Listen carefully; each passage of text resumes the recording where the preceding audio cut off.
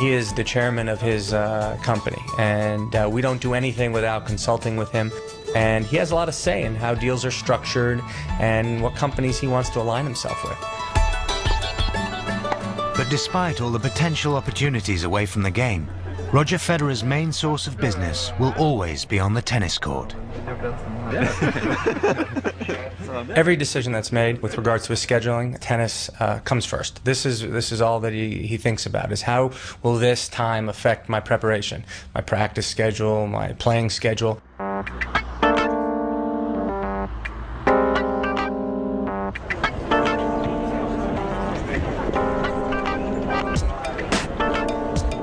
The beautiful people make their presence felt at the Monte Carlo Masters, the most glamorous location on the tennis calendar.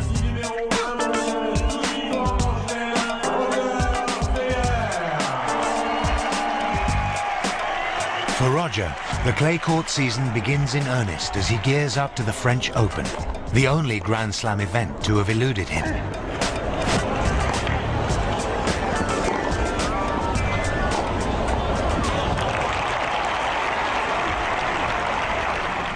At the post-match press conference, the world's media gather. While some champions of the past have regarded dealing with the gentlemen of the press as a necessary evil, the relationship between Roger and the media is one of mutual respect. When people show up with him making interviews, they think like, can I talk to him? I don't want to bother him. And then when the interview is over, he usually says thank you to them and starts asking them questions, and these things are just not normal. Let's move on. Moving on. Roger, of all the champions of his stature in tennis, he is by far the most down-to-earth and accessible to the press, and it's much appreciated. L'histoire que je vais me raconter, il y en a une, il est sorti de ses entretiens télévisés et là il a trouvé devant lui un journaliste suisse de radio qui avait son magnétophone à la main, et sans que le journaliste lui demande quoi que ce soit, Roger lui dit: ah, ton magnétophone n'a pas marché, bon ben on va la refaire ta prise. Et c'était 1h30 du matin, et le lendemain il jouait contre lui. C'est-à-dire que c'est quelqu'un qui avait un naturel dans ses rapports avec les gens et de la profession, et qui englobe tous les aspects du tennis professionnel, d'un joueur de tennis professionnel. I try to be a normal person I am, you know, and if they like you or hate you, you can't really control that. But I think I have a big advantage that I do speak the 3 languages, you know, I mean, that is a big thing. So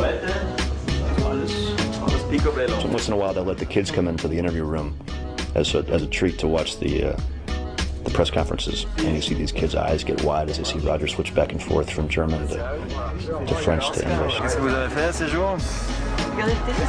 When he's watching you playing Nadal, I leave the room. I don't like it when you lose. No, really? No, I haven't lost that much lately against him. I beat him last time. It's okay, yeah? I do speak to everybody. I do greet everyone. I think that is very important in our sport.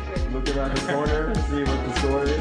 I believe in being polite to my fellow players as well, and maybe I don't have that big aura that maybe Pete Sampras or Jimmy Connors had.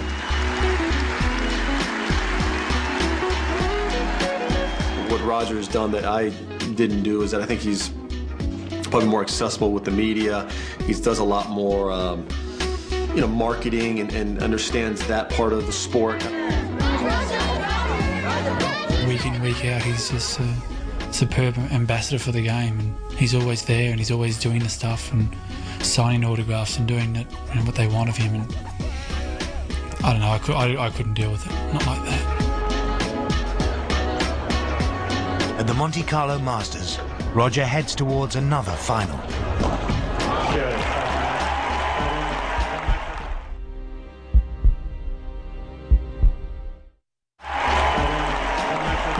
As well as his continued on-court success, Roger Federer is finding increasing satisfaction away from the game.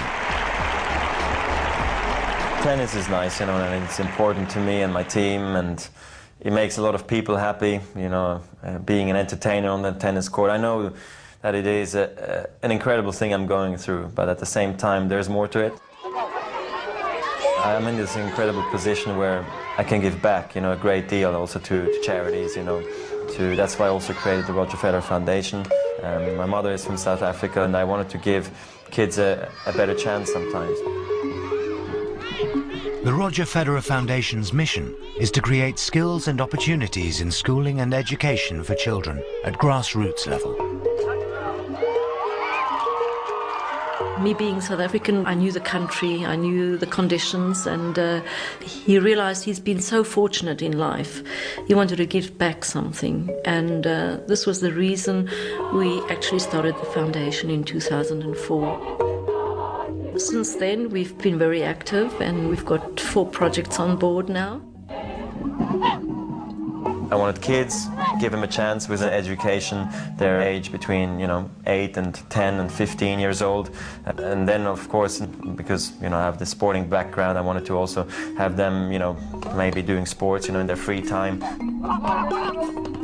For Roger, the participation of his parents is essential to the success of his foundation.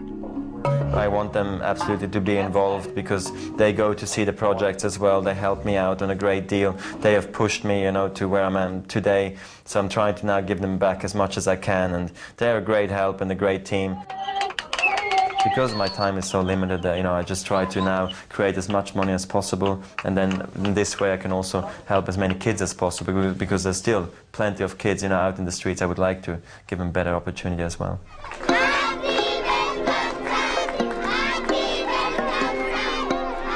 As well as the work through his own foundation, Roger, as the ATP's #1 player, is also involved in charity work for tennis's organising body. I'm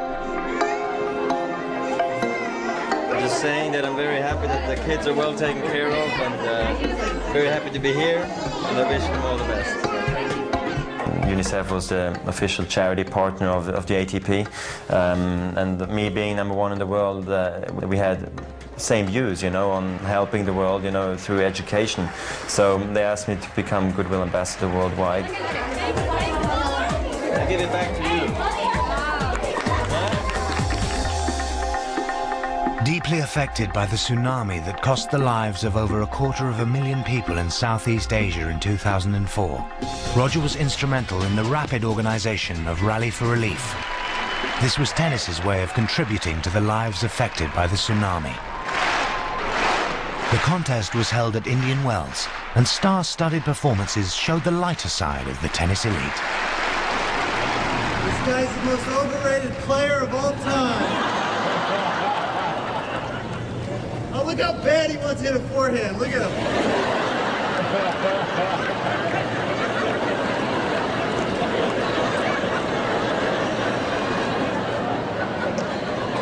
You got it. Yeah, I'm ready.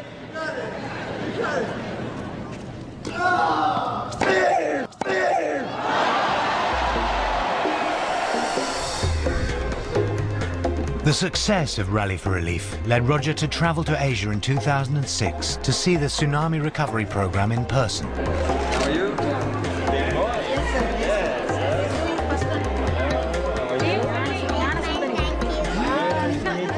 For me, it was an incredible experience. First time in India, after all, so that is already a big thing for me. But then to see how they built back, it was really a great thing to see, because the devastation was so big, and they were actually a big role model actually for other organizations and also for other countries to see actually if you really want to, what great result you could achieve, and seeing, many kids, having lost all their parents, and, the way they were being taken care of now was very, very nice, and, many media came, so I hope I could raise awareness for that as well. It was an unbelievable experience, and I hopefully can do it again in the future, of course.